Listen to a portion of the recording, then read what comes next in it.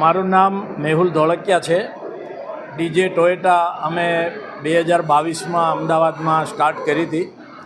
આજે ખૂબ જ આનંદ સાથે કહું છું કે આ અમારો ચોથો શોરૂમ છે 2 વર્ષમાં.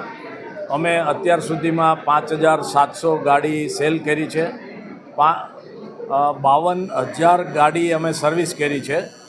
અને અમારો મોટો એ જ રહ્યો છે કે કસ્ટમર ફર્સ્ટ, કસ્ટમર હેપી અને કસ્ટમરને સારી સર્વિસ આપો. એનાથી જ અમને આ સક્સેસ મળી છે. અને ટોયોટાએ અમને ઓપોર્ચ્યુનિટી આપી અને અમે વસ્ત્રાલમાં, કે જ્યાં ટોયોટાનું પ્રેઝન્સ નહોતું, ત્યાં શોરૂમ સ્ટાર્ટ કરી રહ્યા છીએ. Thank you.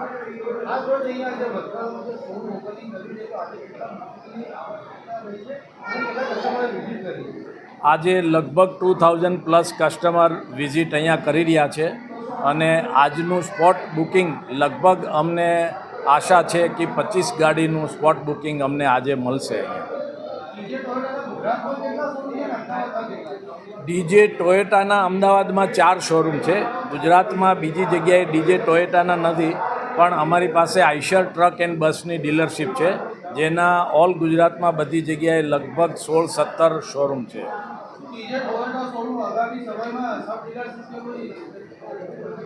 હા, અમારા એ પ્લાનિંગ ચાલી રહ્યા છે કંપની જોડે, અને નિયર બાય ઘણા બધા અમે બીજા આઉટલેટ ચાલુ કરવાના છીએ.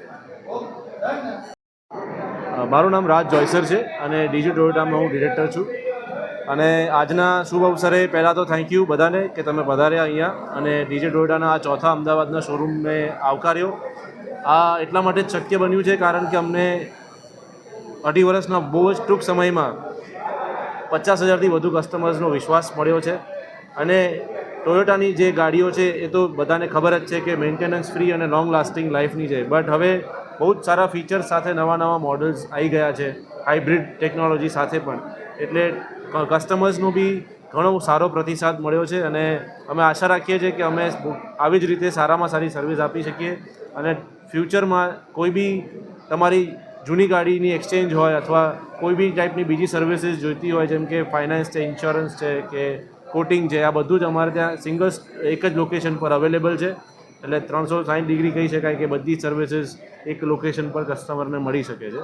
એટલે અમે આશા રાખીએ છીએ કે આવી જ રીતે અમે આગળ વધતા રહીશું અને અમારા કસ્ટમર્સને અમારો સાથ મળતો રહેશે. Thank you.